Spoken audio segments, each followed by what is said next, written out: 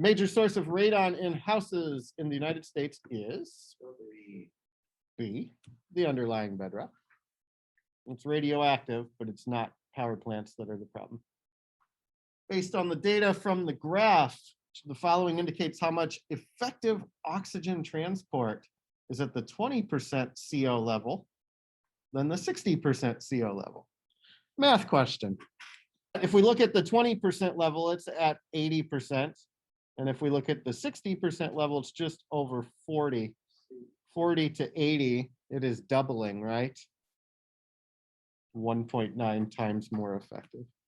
I mentioned that there are sensors around Indianapolis that monitor our air quality. They look for different chemicals in the air. One of the things that's very important that we measure is particulate matter, the dust, the pollen, ash, smoke, asbestos, all those tiny little particles. And we just group them all together as one thing, PM. Now remember, there's different sizes of PM. We equate numbers with them, PM 10, PM 2.5, getting smaller and smaller and smaller. There's a cool site that allows you to pull up different variables, and their default is particulate matter. And here you can see some readings around Indianapolis, and this was actually last night. We've got quite a few that are in the yellow leaning toward the orange, which are not good. That we know that the air quality in urban areas usually is decreased, but Indiana even worse than most other states. Because we have a lot of industry in this part of the city, our power plant is down here. So that stuff drifts off to the east and northeast. Now, if I zoom out from Indianapolis, I'll give you the name of the site here if this is something that interests you. If you go to purpleair.com, you can pull up air quality data from anywhere you want, whenever you want. This one I actually pulled up on Monday. Here you can see a pretty defined pattern in the United States. And the pattern is that the Midwest, with all of our industry and agriculture and love of coal, has the worst air in the country. Now you may see these bright purple and red dots out here in California. You got two things going on that make California's air not so great. One of them is that you do have a couple of gigantic cities, San Francisco, Los Angeles, heavily populated.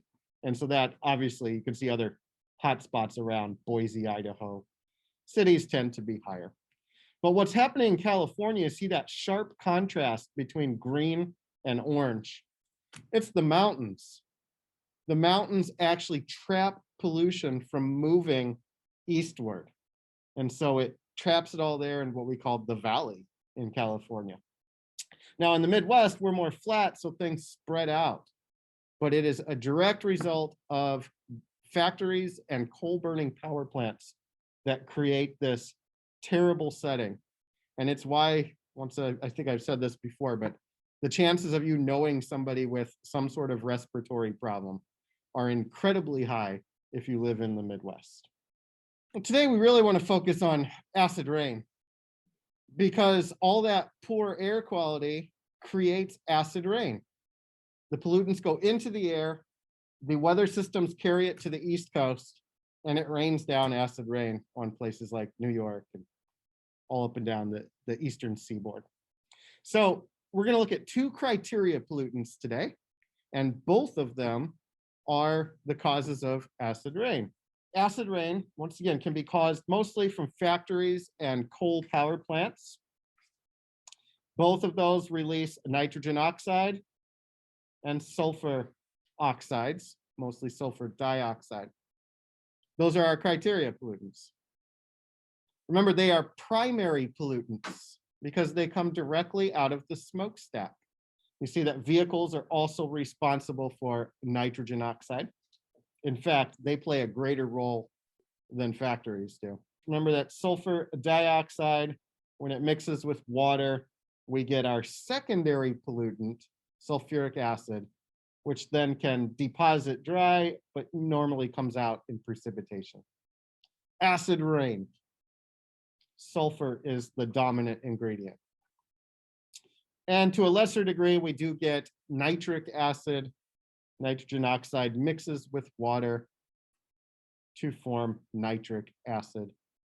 Next week, we're going to learn all about smog. Smog is a mixture of smoke and fog. A lot of times we get fog, and when we mix pollution with it, which is smoke, then we classify it instead as smog. So it's dirty fog, basically. The smog that we get in big cities tends to have a reddish, brownish color to it. And that's all the nitrates that are released from our vehicles. You're going to see that there are different kinds of smog next week. As I already mentioned, most of this, see 56% comes from the transportation sector. And the rest of it is fossil fuels, factories that burn coal.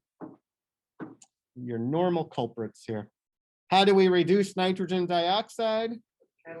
Catalytic converter. Yep, catalytic converter on vehicles and scaled up for factories helps reduce both carbon monoxide and nitrogen dioxide.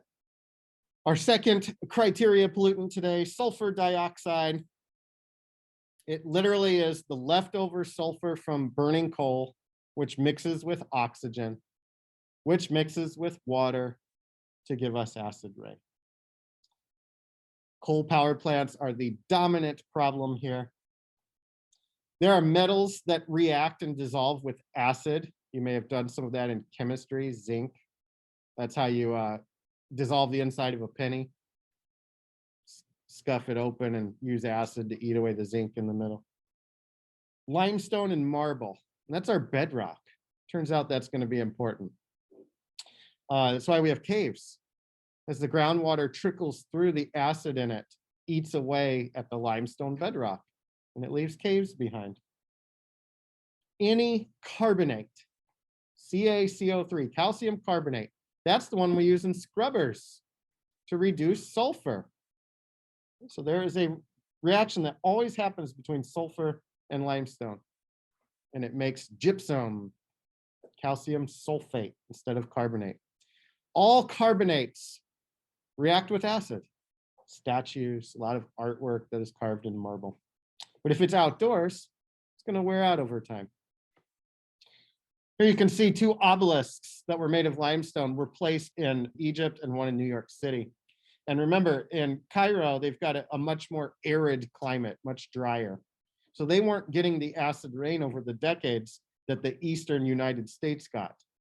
And so you can see the face of the obelisk was worn away in New York, where it wasn't worn away in Egypt. I really want to talk about something called pH. What acid rain does is it lowers the pH of both water, our groundwater, and of course, our soil. And there are a lot of plants and organisms that live in the soil and the water that are very sensitive to changes in pH. We call that an ecological tolerance. Remember that kind of bell-shaped curve? Where, some of them die off pretty quickly if you mess with the balance of pH. Does anybody actually know what pH is? Hydrogen. You could stop right there. It's basically how much hydrogen ion is present. Does anybody know what neutral pH is?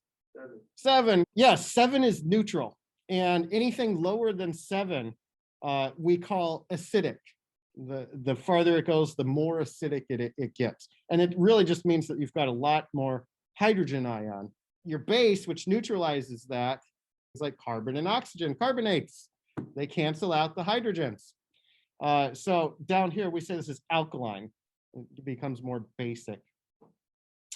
All right, so here's a question for you. The concentration of hydrogen ions in a solution, a pH value of 4, is how many times as great as the concentration with a pH of 7?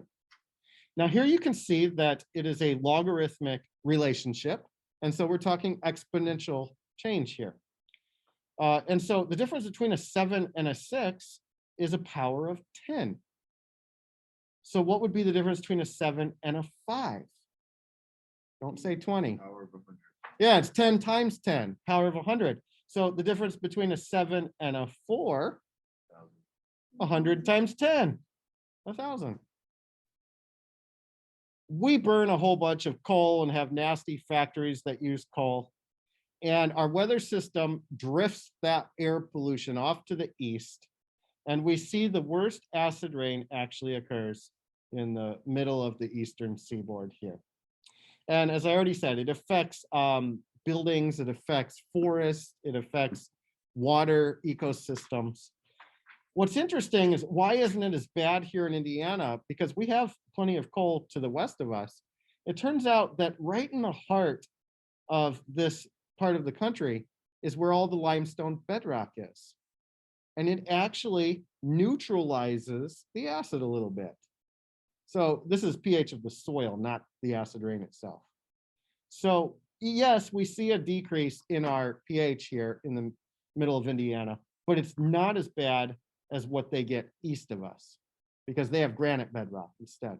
There's another important thing that you should observe in this graph.